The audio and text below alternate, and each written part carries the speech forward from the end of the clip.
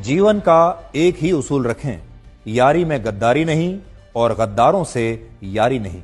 हमेशा याद रखें, सफलता तभी मिलती है जब आपके सपने आपके डर से बड़े हो जाते हैं। मन और मकान को वक्त वक्त पर साफ करते रहना चाहिए, क्योंकि मकान में बेमतलब का सामान और मन में बेमतलब की गलतफहमियां भर जाती हैं। इसलिए मन में भरकर नहीं, बल्कि मन भरकर जिएं।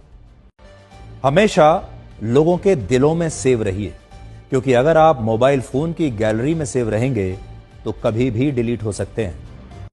शतरंज में वजीर और जिंदगी में जमीर अगर मर जाएं तो समझिए खेल खत्म। ये कलयुग है, यहां माता पिता जानते हैं कि वो रह तो रहे हैं अपने बच्चों के घर में, लेकिन वैसे नहीं जैसे बच्चे रहते थे उनके घर में।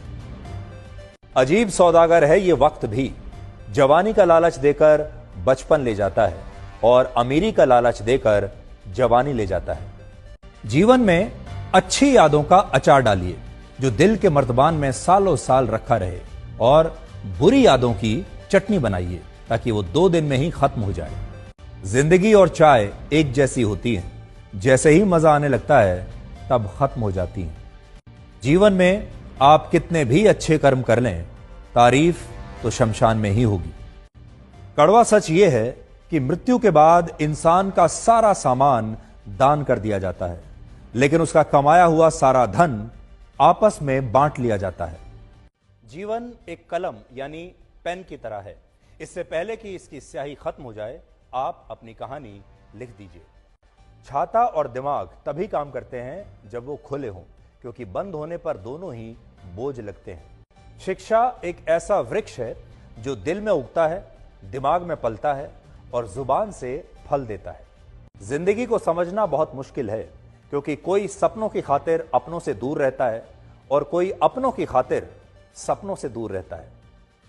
कितनी अजीब बात है, आंखें तालाब नहीं फिर भी भर आती हैं, दिल कांच नहीं फिर भी टूट जाता है, और इंसान मौसम नहीं फिर भी बदल जाता है। जीवन में 3 चीजें बहुत सोच समझ कर दें: जवाब, सलाह और उधार, क्योंकि देने के बाद ये कभी वापस नहीं आते। जीवन उसी का मस्त है जो अपने काम में व्यस्त है। परेशान वही है जो दूसरों की खुशियों से त्रस्त है। कभी पछतावा ना करें, क्योंकि अगर बीता हुआ समय अच्छा था तो वो यादगार है, और अगर बीता हुआ समय खराब था तो वो एक अनुभव है। अगर आपको कभी किसी चीज पर घमंड आए तो शमशान का एक चक्कर लगा लेना। आपसे भी बड़े बड़े और बेहतरीन लोग वहां राख बनकर पड़े हैं।